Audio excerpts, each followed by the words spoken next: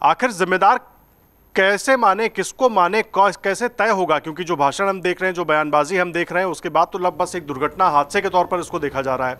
124 मौतें सिर्फ हादसा तो नहीं हो सकती सर, जिम्मेदारी तय करनी होगी, चाहे प्रशासन की हो चाहे जिसकी हो। देखिए, मुझे लगता है 124 मौतों के लिए सूरजपाल जिम्मेदार है, लेकिन प्रशासन उसको मानने के लिए तैयार नहीं है। और सिर्फ प्रशासन ही नहीं है, सत्ता पक्ष भी हो, उत्तर प्रदेश की सरकार हो, चाहे विपक्ष के नेता हो, कोई सूरजपाल के लिए कहने के लिए तैयार नहीं। आज सुबह शायद मायावती ने कहा है कि उसे गिरफ्तारी होना चाहिए, बाकी कोई नेता ये कहने को तैयार नहीं। जब देखिए उत्तर प्रदेश के मुख्यमंत्री का भी जब पत्रकार वार्ता हो रही थी तो उन्होंने सीधे सीधे सूरजपाल का नाम नहीं लिया था। मुझे लग रहा है कि नेता और बाबाओं का जो गठबंधन हिंदुस्तान के अंदर आया, ये पहली बार नहीं हुआ। इसके पहले आप देखिए राम रहीम का क्या रहा, रामपाल का क्या रहा।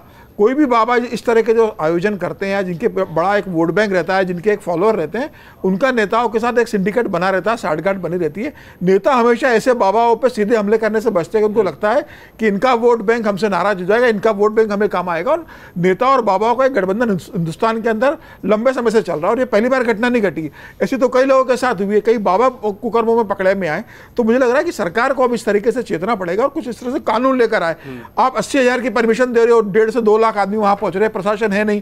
अस्पताल में जब लोगों को ले गए तो वहां डॉक्टर्स नहीं थे, डीएम पहुंच गए लेकिन डॉक्टर्स वहां उपलब्ध नहीं थे, उसके कारण कई लोग मारे गए। तो मुझे लग रहा है कि प्रशासन की भी जिम्मेदारी बनती है कि इतना बड़ा आयोजन आपके यहाँ हो रहा है, कोई इतना बड़ा बाबा आपके यहाँ इस तरह के फर्जी सब चला रहा है, वहां पर सरकारी जमीनों पर अवैध कब्जे की खबरें आ रही कि उसे सरकारी जमीन पर अवैध कब्जा करके उसने अपने कई एकड़ जमीनों पर कब्जा करके अपना महल बना लिया है। तो सरकारी जांच करे ना कि भाई कौन डीएम को आदेश है। अब लगता है सिर्फ उत्तर प्रदेश में नहीं, पूरे हिंदुस्तान के अंदर इसकी जांच होना चाहिए कि ऐसे कौन लोग हैं जो सरकारी जमीन पर कब्जा कर रहे हैं, अपने आश्रम चला रहे हैं, लोगों को बहला फुसला रहे हैं और इस तरीके से दुर्घटनाओं के लिए तैयारी कर रहे हैं। जनता तो भोली भाली होती है देश की, किसी को गुरु मान लेती है, बाबा मान लेती है, चली जाती है, लेकिन उस वहां पर व्यवस्थित अगर आयोजन हो तो प्रशासन की भी जिम्मेदारी है, डीएम की जिम्मेदारी है, इंटेलिजेंस की जिम्मेदारी है कि इतने लोग इकट्ठे और उनकी क्या व्यवस्था है।